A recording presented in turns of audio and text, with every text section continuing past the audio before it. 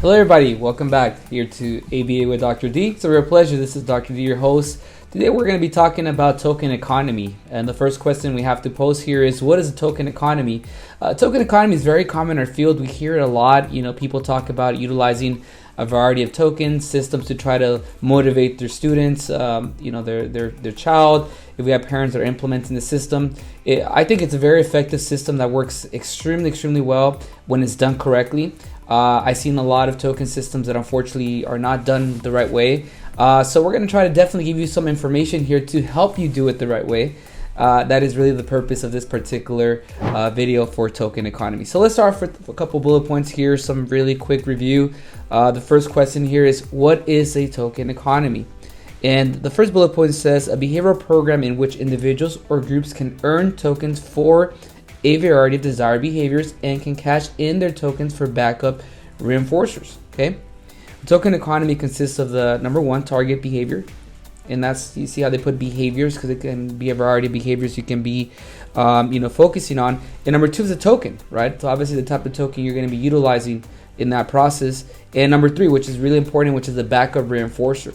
Okay, so these are the three major elements that are, or components that are needed for a token economy. So before you start implementing any token economy, you want to ensure you check off these 3 points. Okay.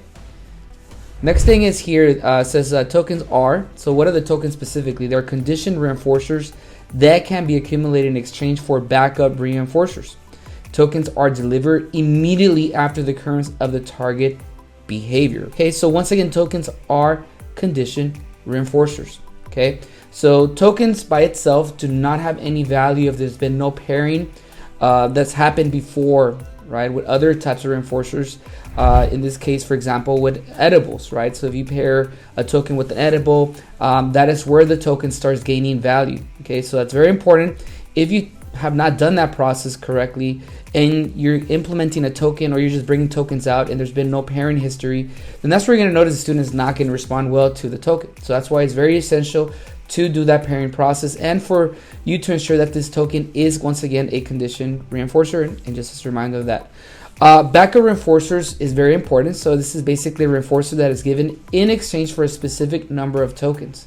So after a certain amount of tokens are accumulated by the student, then after that, that's when they're going to be able to basically trade their tokens for whatever edible. It can be a variety of toys, activities, etc. So that's once again some of the major components of a token economy. Here's some more. So token economies can target multiple behaviors simultaneously. So the behavior can earn tokens for sitting down, for example, completing homework questions, appropriately asking for help. So these are some examples of things that you can, behaviors that you can target when you're using a token economy. And since each system is different, your supervisor will inform you of the target behaviors used with the system, when and how to provide tokens. Okay, so every child will have their own system. Every child will have their own token economy. No token economy is going to be the same for every child because every single individual we work with has different behaviors that we're targeting. So that's why it's very important to ensure that the behavior analyst, the supervisor, whoever's consulting on your case, that they're giving you very specific information about what type of behaviors you're going to be working on and focusing on when you're implementing a token economy. Okay. So here's just an example really quickly, and we're going to actually do a video at the end, by the way. We're going to do a video, our usual video models at the end, but this is just a didactic example here. So it says, teaching Lacey to do her homework. So every 2 homework questions, Lacey gets a token. If Lacey gets 5 tokens, she gets a snack. Okay, so very simple, right? It's one of those things where you're able to assess, basically focus, right, on the target behavior here, which is 2 homework questions, and then that's where you provide the token. And then after that, here, I guess I have a question for you. What is the backup reinforcer here? Okay, so what is the backup reinforcer here? Okay, let's think about this one. Based on this information, what is the backup? Okay, so if you said, the snack, that's exactly it. We're going to actually get more specific about what it is. So in this particular situation, the snack or the backup reinforcer is a pretzel. Okay, so the pretzel is the backup reinforcer, the one thing that, once again, Lacey here will be earning 5 tokens to be able to get that. So once again, in order for Lacey to get these tokens, she needs to do 2 homework problems. And it will change. It will vary for each student when you're starting off a token system, you want to make sure it's not too hard, it's not too difficult for the student. So they might be able to earn the pretzel after 1 token, for example. And then after that, once you see a good amount of response, very good progress with data, then that's where we're going to move on to 2 tokens, and so on and so forth. So you want to systematically increase the amount of tokens that the child's earning before they're able to get that particular backup reinforcer that they're working for. Okay?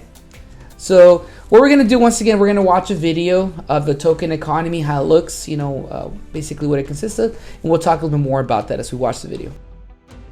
All right, welcome back here. Once again, we're going to watch this video of implementing the token economy. And this is video 104 if you would like to watch this video independently, as once again for your training purposes. Joseph, look, each time you do a math problem, you're going to get a happy face.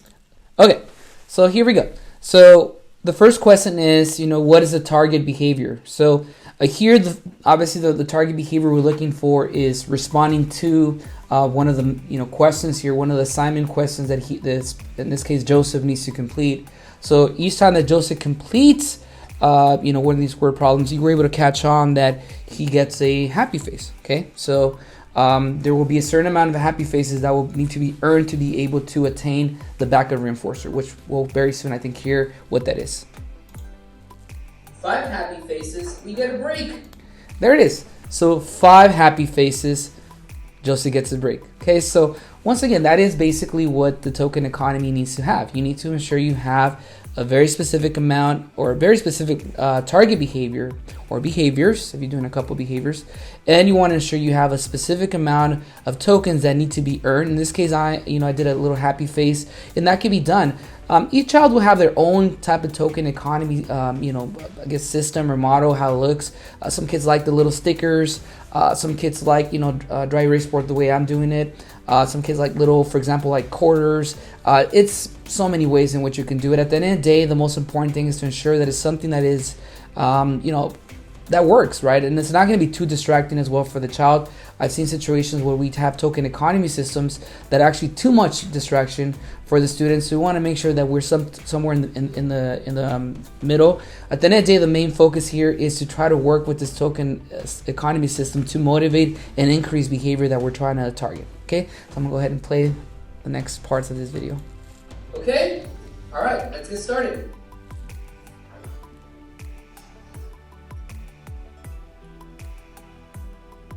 Awesome.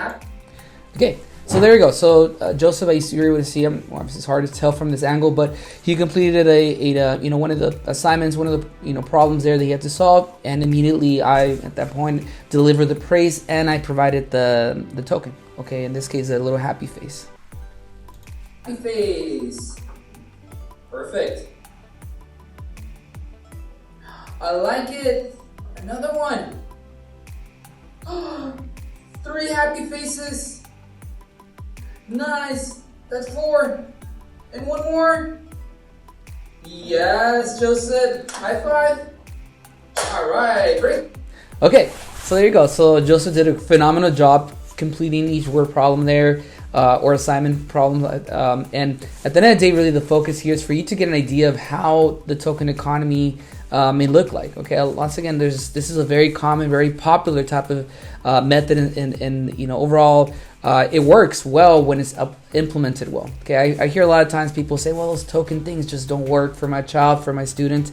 A lot of times it's just because it has not been done the way once again it has to be done in a very systematic way. So I hope this video once again helps your trainings, it helps people learn more about token economies.